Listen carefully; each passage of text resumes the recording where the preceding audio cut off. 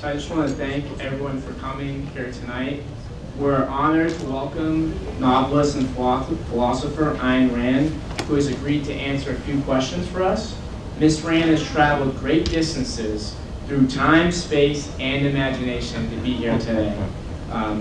As someone born well after Ms. Rand, I've often regretted never having the chance to meet with her personally. That said, could the rumors of her death be greatly exaggerated? We'll see tonight. Please extend a warm welcome to the one and only Ayn Rand. Thank you very much. Thank you. So tell us a little bit about yourself and where you were born, where did you grow up? First of all, thank you everyone for being here. I want to extend a special thank you to Young Americans for Liberty, which is a group of young people I greatly admire. I also appreciate everyone coming here on Super Tuesday, or as Mayor Pete calls it, Tuesday. But I was born on February 2nd, 1905 in St. Petersburg, Russia. My parents, Anna and Zinovi, owned a pharmacy. My father was very smart, very hard-working, very dedicated. And as a result, the pharmacy was a success. A success enough for him to hire employees, workers, and also to hire people to work in our home. Little did I know at that time, as a young girl, that this would single us out, and me out in particular, for punishment for the coming dictatorial regime that was to come. But at the time, we had a lovely life. I got along very well with my father, who could see that I was destined for greatness. I did enjoy my studies, and I taught myself to read by the age of 8. No, actually by the age of 6, I think. By the age of 8, I was already writing screenplays, and by the age of 10, I was already writing novels. I had my little sisters with me, my little sister Natalia and Nora, and sadly we were together in 1917 when I was 12, and together we watched the communist revolution from the window of our family's apartment. So this was a very difficult time. Like I said, I was often with my father. I was with my father in the pharmacy the day when the communists came in and liberated our business in the name of the workers and the greater good. So for many years after that, we were homeless. We struggled, and I remember I was so hungry. At that time, I would beg my mother just to give me the right tea in order to stave off the pains of the hunger. But there still was cinema. It was something that I always enjoyed. And even though it was Soviet propaganda, collectivism cannot create, it can only destroy. And so even for their propaganda, they were using clips from American film. And so they tried to show that this was the Leninist capitalists. They could not fool me. At least I could see from cinema that there still was a place where frivolity, where beauty, where individuality was possible. I could see there was a place out there, and that place was America. America, I saw, was a place where I could see as an individual, place where I could follow my dreams, and so I went. On the topic of collectivism, Ayn, how do you feel about a democratic socialist as one of the front runners for president? Which one? Oh, you mean Bernie? Bernie? Yes. Well, I think I met Bernie Sanders. I don't know, sometimes it's been a while that my memory grows hazy, but I might have met him when he was on his honeymoon in the Soviet Russia.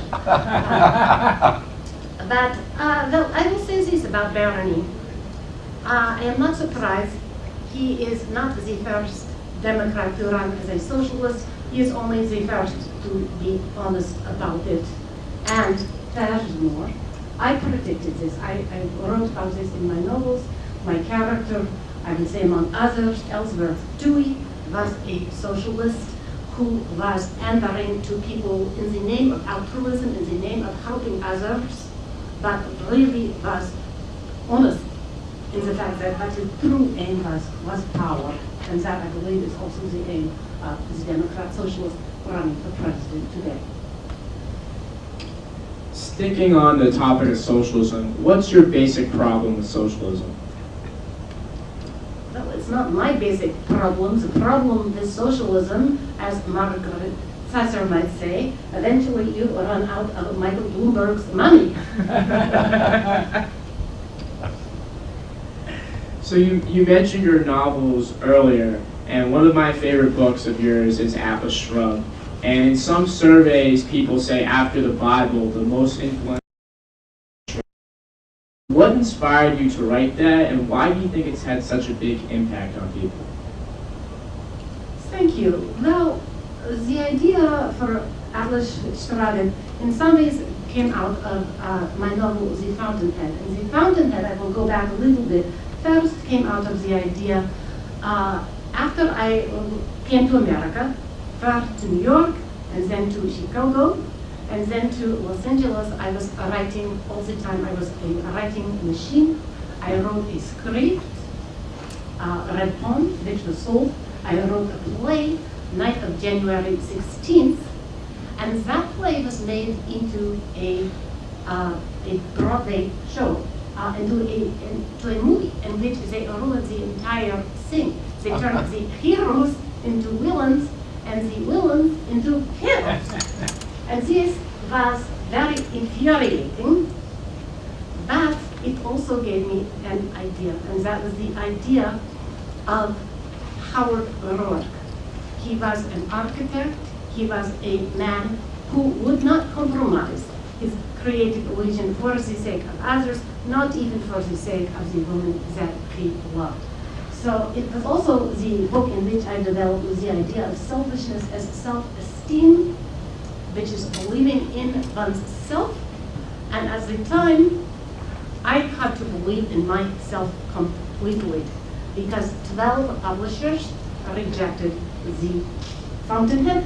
Eventually, it was published, and I was vindicated, and this was a great success. However, at the same time, I could see that in Russia, the country of my birth, millions are dying as the country is succumbing to communism, and as communism is destroying that country and poisoning other countries. Worse than that is that in my new country, America, intellectuals are romanticizing communist ideals. Workers are being organized to go on strike. It is the era of big labor. I had an idea. What if the people who invent the businesses, the people who invent the cures, the people who start the business, what if they went on strike? That is the idea behind Atlas Shrugged. In Atlas Shrugged, I told a story about a woman, Becky Taggart, who ran a railroad, even though she was a woman, and people said she could not do it, but she did. It was a romance.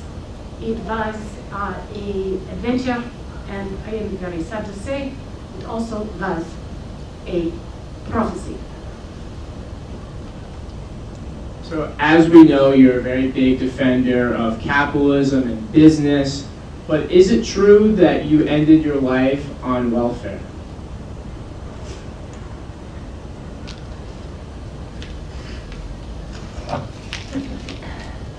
No, it's not true. Actually, it's sad when people say this about me. I get really upset. Not really. No, I ended my life a very wealthy woman. I accomplished all of my objectives. I had a great publishing empire. I had major followers, I had a beautiful home, and I did not die on welfare. However, I was forced for many years to pay into this system. This was not a voluntary savings account. This was not money under the mattress. This was my money, this was my life, this was my work, which was stolen from me. So I consider it a great evil to provide sanction for the victim. So when I had the opportunity to take back some of those stolen gains, absolutely I did this. And I am proud to say that I did. If somebody would like to make a study to see of all of the money that was taken from me and all of the money that I've received, I think probably that Uncle Sam probably still owes me some money. I have no doubt of that. I want to get your take on another current topic. What do you think about people that say real communism hasn't been tried? You especially hear this from some of the socialist young people. What's your take on that? Have you ever been to San Francisco? That's about as close to communism. And for people that refuse to live in reality, that refuse to embrace the metaphysics of reality and epistemology of reason, it is hard to discuss them. But it is always a fantasy. It is a shifting goal. It is a context dropping of a fantasy system, which every place that it has been tried, it has been a total disgrace and a total failure.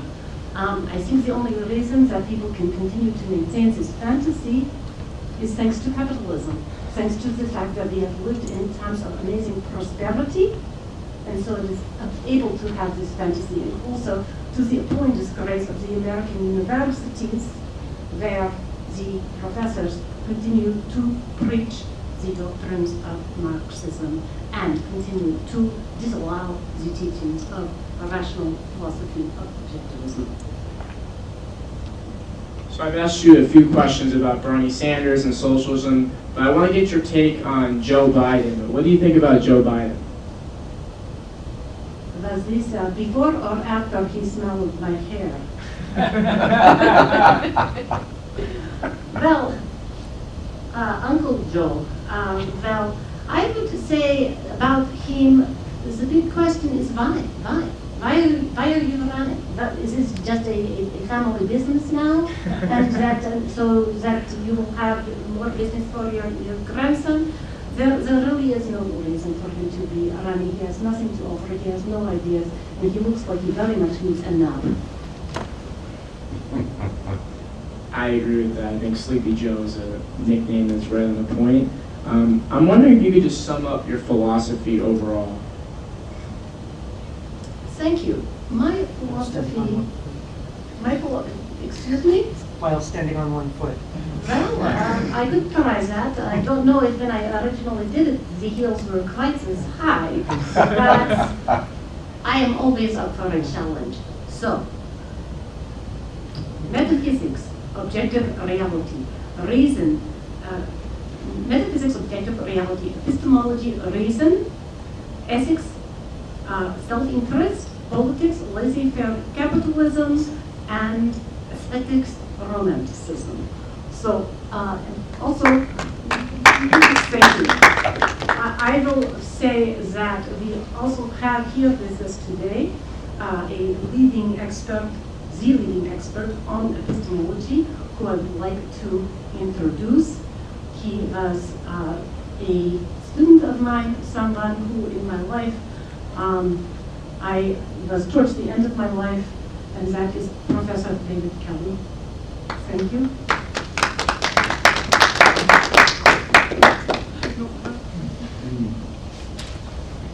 Thank you.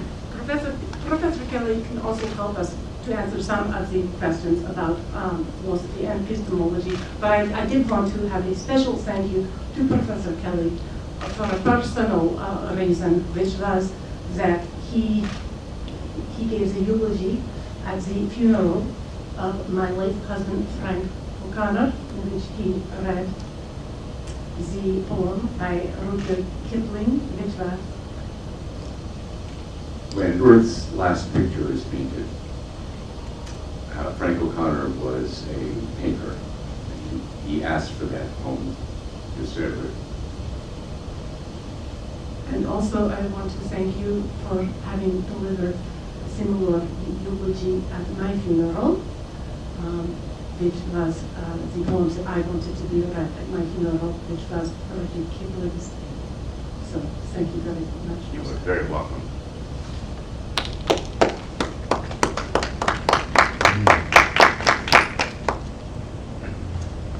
So now that you have died and come back to life, I'm wondering if you can just reflect on anything, and if there's anything in particular that you have maybe evolved on or changed your opinion on. No.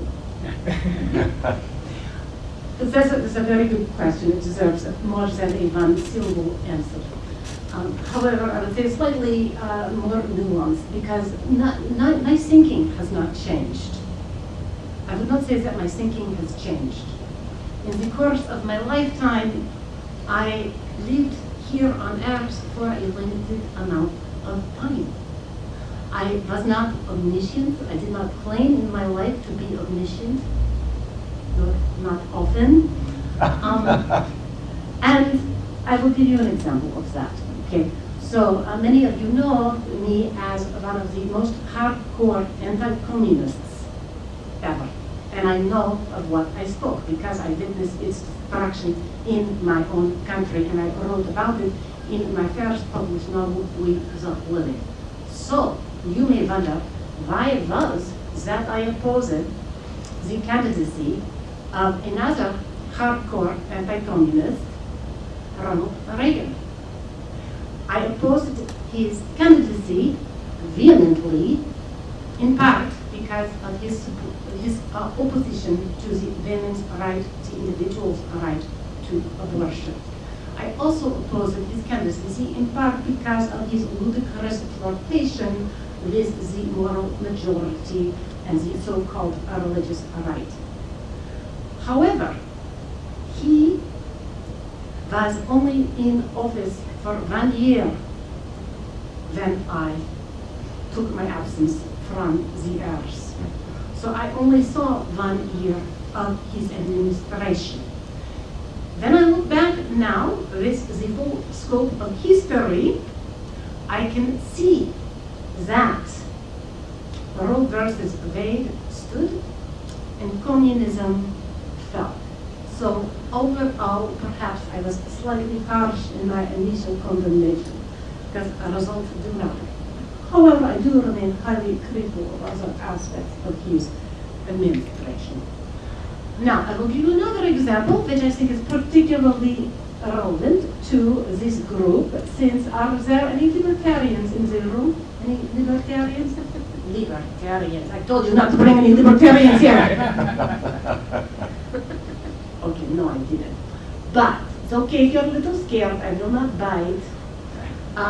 And during my life, I was very harshly critical of libertarians, as you may remember. I called the libertarians the hippies of the right. Now, some libertarians may think that this is a compliment. However, I assure you, this was meant as nothing of this sort. These do come in handy, don't they? So, to me, hippies were those that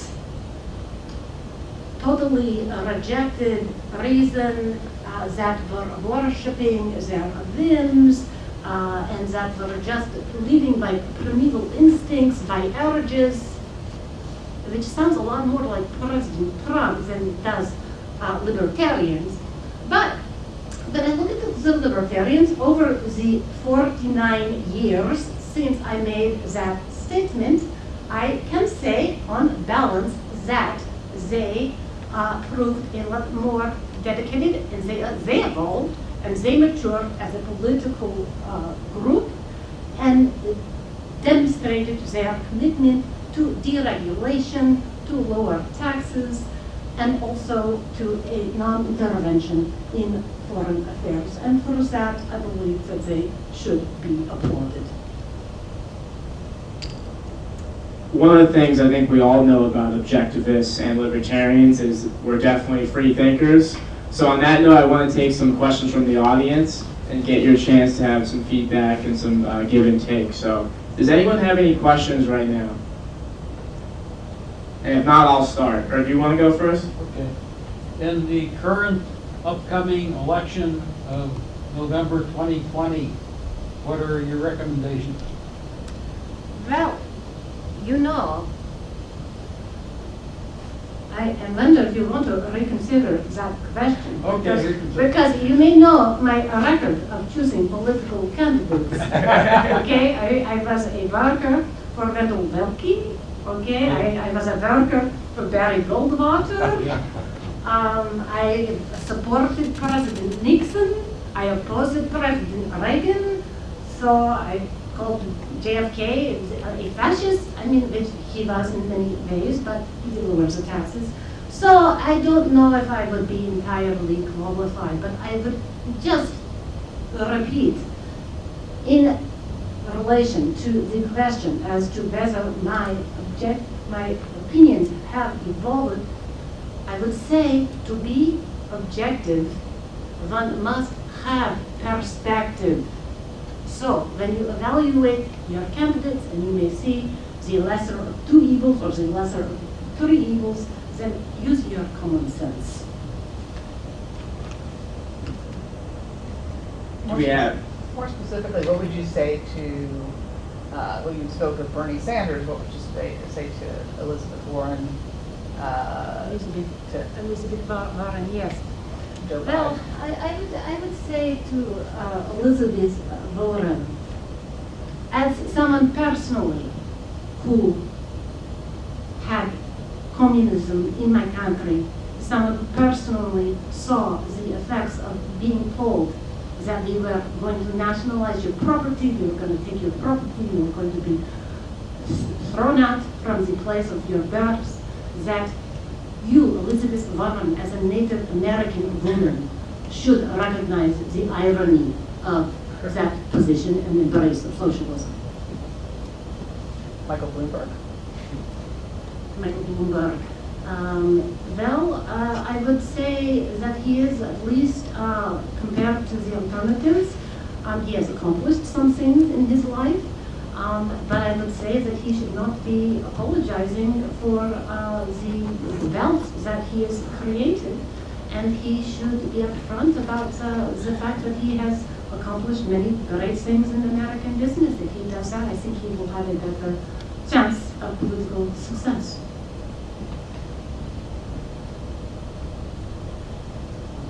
What would be appropriate government policy to deal with environmental pollution? I think the best policy for dealing with environmental pollution is property rights. Property rights. People, best environmentalists are people who own property and they take stewardship of their own property, their own possessions, and will not trust the government to, with this more power, the government that cannot even fix a pothole on the street is going to somehow change the temperature of the entire planet. I do not find that to be a plausible position. However, I will also say that I do disagree with some anarchists. I hope there are none of those in this room, in that I do believe that there is a role for government in terms of adjudicating property rights and the honest differences that can emerge between people over agreement. Dr. Kelly, do you have something to add to that on the environment?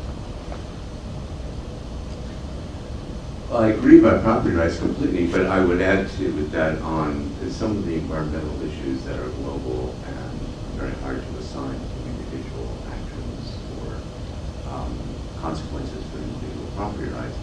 The changes tend to be slow, and I put my confidence, I think you would, into human ingenuity and creativity, which operates much more quickly than government, and for that matter, much more quickly than climate change.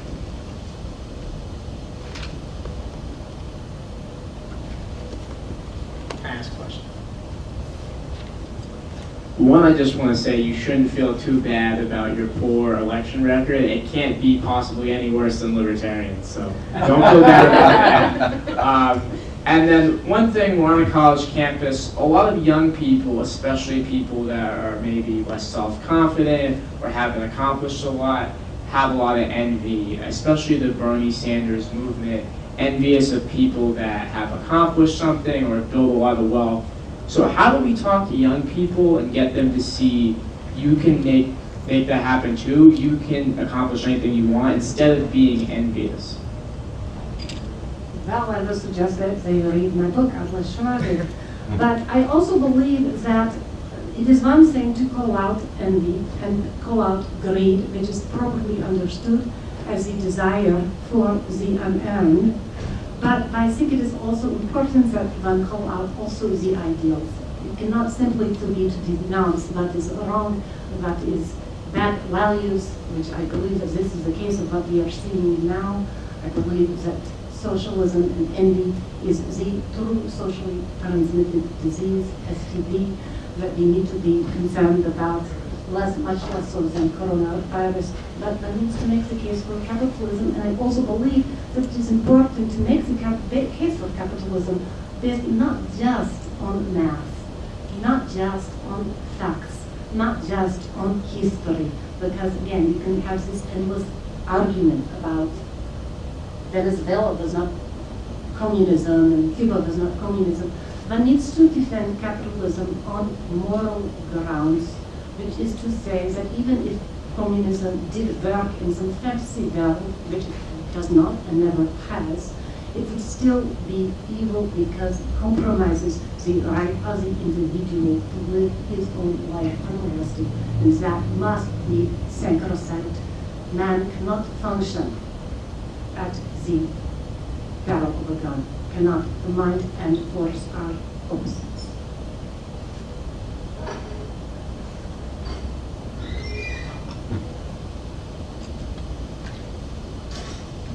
Well, you've asked me to comment, but you said everything. Is there anyone you'd like to introduce? Sorry? Anyone you'd like to introduce? Oh, I would, yes. Ladies and gentlemen, I have a, first of all, it's been wonderful to see Ayn again. It's been some time. Let's give a round of applause.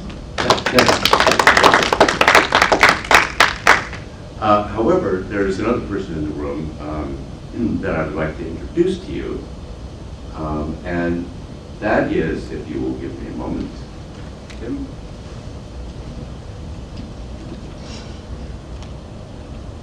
Don't worry, I'm much too young for her.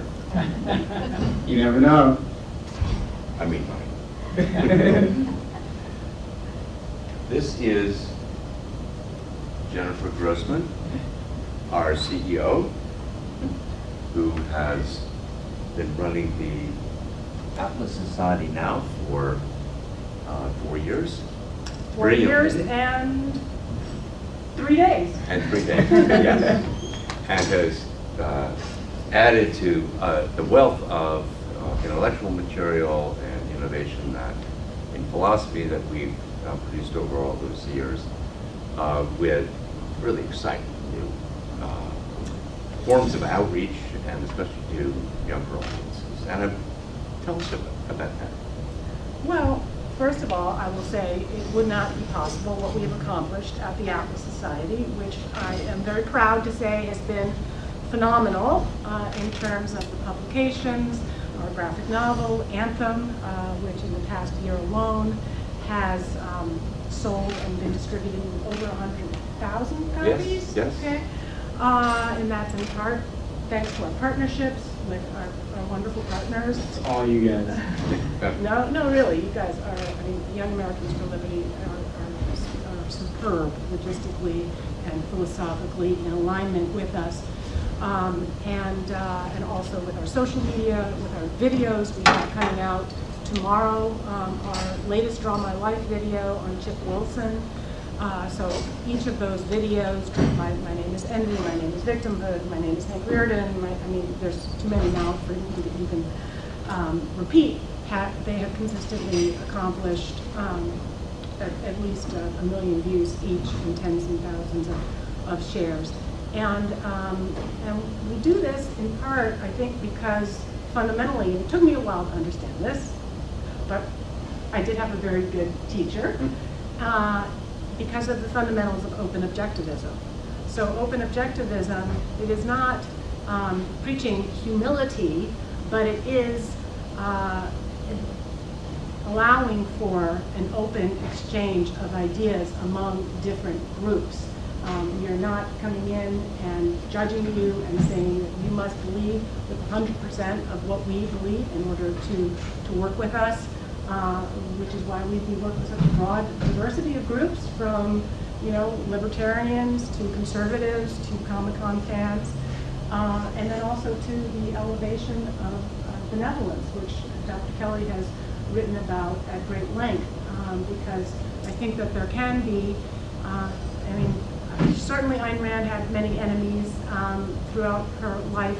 Her success, I think, inspired people to want to take her down. That's an understatement. Which is why she's so awesome, right?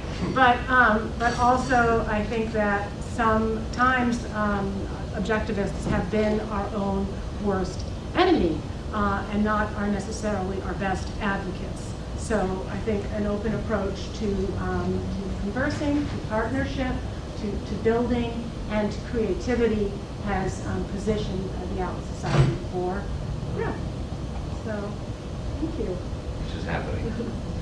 So let's, we didn't take a picture, we have to take a picture. I've got one more question. I think we got a little bit of time. And for either of you, maybe the most polarizing position of objectivism is selfishness is a virtue. Why is that? Like why would you say selfishness is a virtue? Well, I will say, and I will let also Dr. Kelly speak to this, because I am a businesswoman and a marketer and an artist and a writer, and I am not an academic philosopher by any means. I'll let you speak to it, but I will just say, from my perspective, as a marketer and as somebody who has read a great deal about Ayn Rand and read all of her literature, that she also, she did aim to shock. She did aim to be polemical, and I think that she knew that she had to get her message out there, and that meant that it needed to be pointed. And so she chose the word selfishness to really describe what she was communicating, which was self-esteem.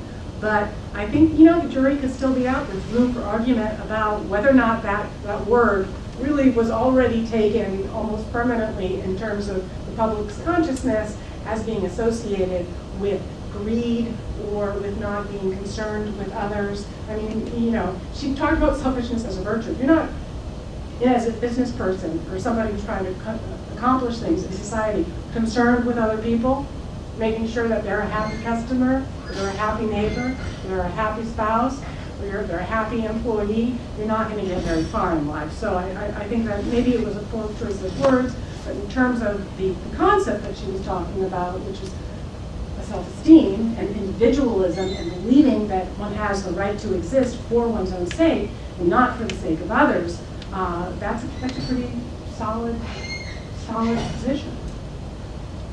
Oh, absolutely. To understand Ayn Rand's view about this issue of egoism and selfishness, self-interest, first of all, you have to understand that coming out of Soviet Russia, whatever the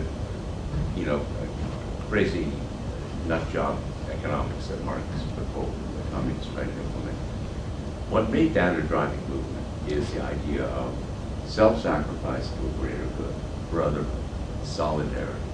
And at the same time, the hatred of capitalism was always not so much about depressions or economic drama, it was about selfishness. Pursuit of self-interest by people in the market. And Ayn Rand identified that and said that this is wrong, it's a false dichotomy. There is no other way of human life than as individuals. And we have lives. We want to pursue our happiness. We should pursue our happiness.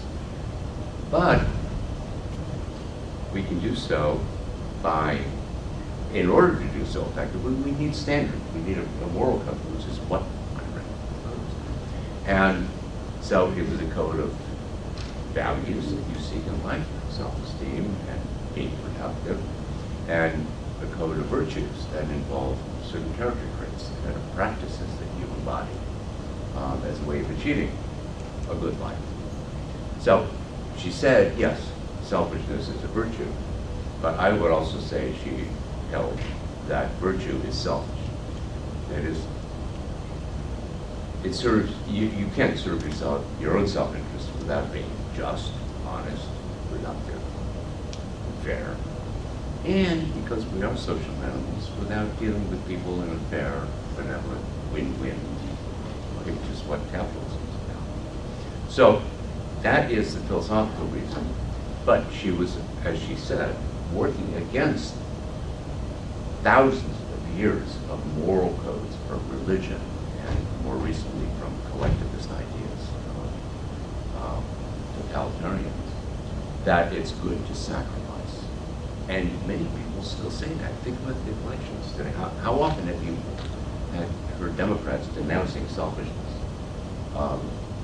Well, they're doing that because they're tapping into this individual animus and assumption. And Ayn Rand is still the most important challenge to that whole idea. So I think, as Jennifer was saying, we can discuss, the rhetorical value of the term selfish, but self-interest is core not only to objectivism, but to any kind of good life. Question? Jennifer and David, thank you for explaining that clearly for us. And then let's take a group picture now.